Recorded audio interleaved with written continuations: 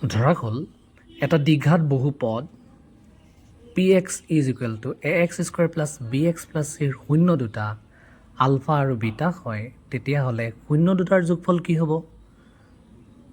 ULFA plus beta is equal to minus b by a, অৰ্থাৎ minus এক্সৰ সহগ divided বাই x square সহগ। আৰু শূন্য দুটাৰ পূৰণফল কি হ'ব?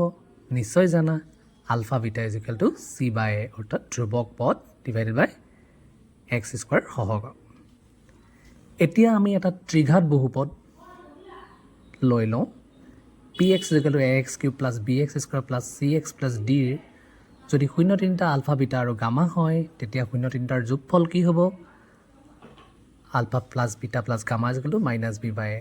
আৰু শূন্যবোৰৰ যদি দুটা দুটাকৈ লৈ পূৰণ কৰি মই যোগ কৰোঁ, তেতিয়া কি হ'ব?